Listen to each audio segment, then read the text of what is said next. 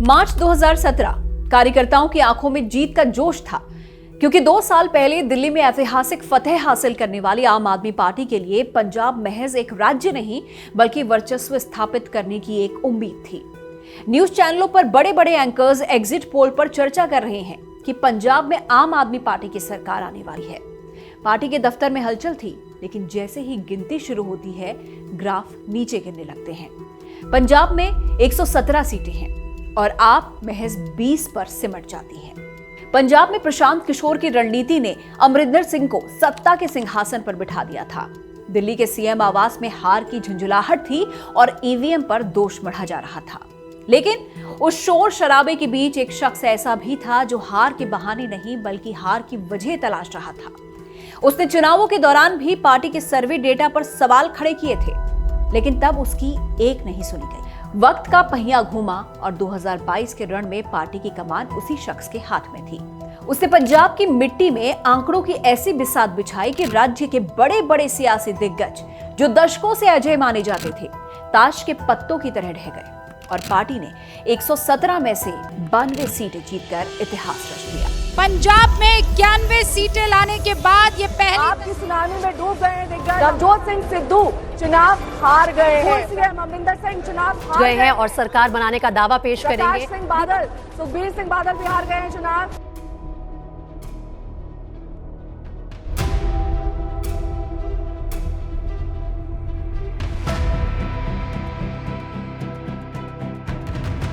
इसके बाद अश्वमेध के घोड़े की भांति ये व्यक्ति बीजेपी के सबसे बड़े गढ़ में घुसा और सिर्फ 7 महीनों में एक नॉन एग्जिस्टिंग पार्टी को 5 विधायक और 13% वोट दिलाए। भले ही बीजेपी नहीं हारी, लेकिन गुजरात में इसने कांग्रेस की पॉलिटिकल लुटिया डुबो दी। पर यह कहानी सिर्फ एक्सेल शीट्स और चुनावी सर्वे तक सीमित नहीं है। इसमें कई रंग है। इसमें छत्तीसगढ़ के दूरदराज गांवों की मिट्टी की महक है। कैम्ब्रिज यूनिवर्सिटी की वो कॉरिडोर्स हैं जहां दुनिया के बेहतरीन दिमाग आकार लेते हैं और आईआईटी की वो क्लासरूम है जहां जटिल समीकरणों को सुलझाना सिखाया जाता है।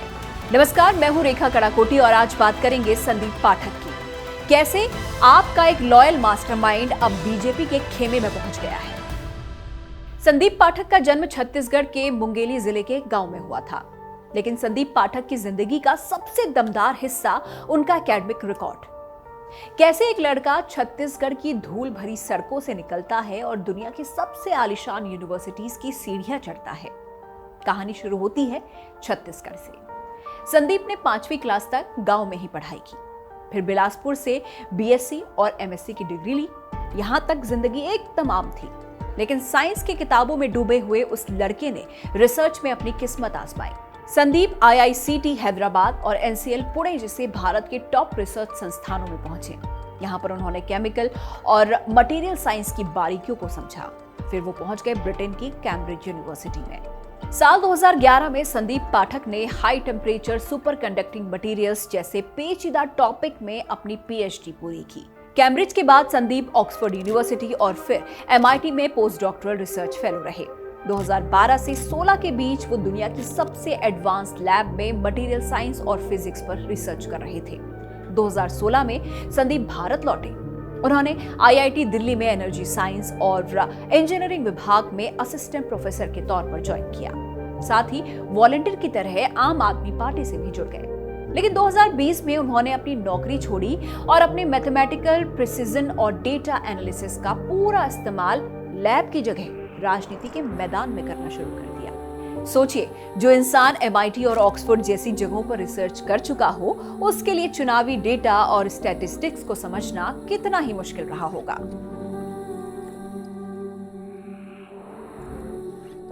साल 2011 दिल्ली का रामलीला मैदान अन्ना हजारे के नारों से गूंज रहा था। भ्रष्टाचार के खिलाफ उस आंदोलन ने देश के कई प्रोफेशनल्स का ध्यान खींचा और उन्हीं में से एक थे संदीप पाठक। ये उनकी पॉलिटिकल अवेकनिंग का पल था, लेकिन पाठक ने कोई जल्दबाजी नहीं की। वो वापस अपनी लैब में लौट गए, विदेश जाकर रिसर्च पूरी की। 2016 में संदीप पाठक ने जब आईआईटी में नौकरी शुरू की, तब वो आम आदमी पार्टी के वॉलंटियर बन गए। उस वक्त पार्टी में लोग मीडिया फुटेज और टिकट के पीछे भागते थे। वहीं संदीप पाठक लो प्रोफाइल रहकर चुपचाप पार्टी के सर्वे और डेटा कलेक्शन पर फोकस कर रहे थे। 2020 के दिल्ली चुनाव में पाठक की भूमिका और भी गहरी हो गई।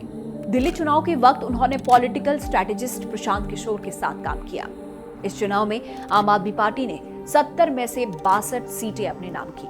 13 दिसंबर 2022 की तारीख पाठक के करियर का टर्निंग पॉइंट थी। पार्टी ने पहली बार नेशनल जनरल सेक्रेटरी के नाम का नया पद बनाया। ये पद उन्हें सौंपा गया। ये कोई छोटा पद नहीं है। इसे ऐसे समझिए कि उनकी तुलना बीजेपी में बीएल संतोष और कांग्रेस में केसी वेणुगोपाल से की जा सकती है। नेशनल जनरल सेक्रेटरी के पद के साथ ही उन्हें पार्टी की पॉलिटिकल अफेयर्स कमेटी का मेंबर भी बनाया गया।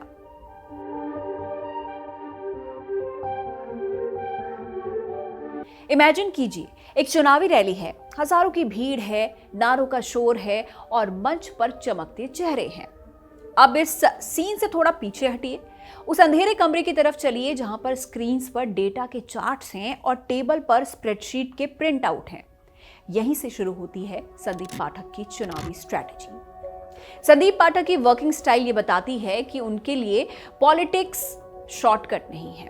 उनके लिए चुनाव एक T20 मैच नहीं है, बल्कि एक टेस्ट मैच है।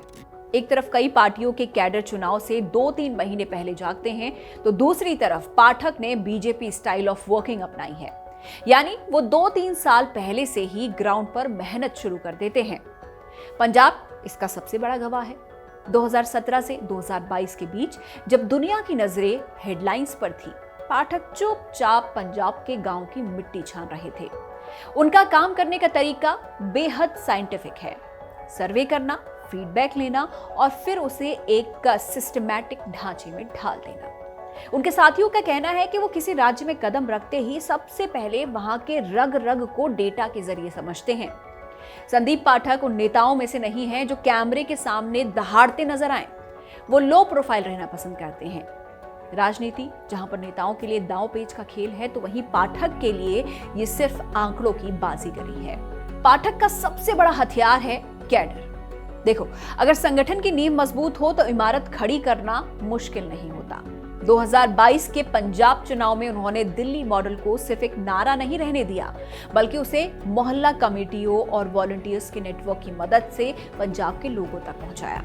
लेकिन राजनीति में लॉयल्टी की गारंटी का डेटा फिलहाल नहीं बना है। बहरहाल अब ये स्ट्रैटेजिस्ट बीजेपी में है। देखते हैं आगे क्या होगा। फिलहाल आप जिंदाबाद को लाइक, शेयर और सब्सक्राइब करना मत भूलिएगा। Take care.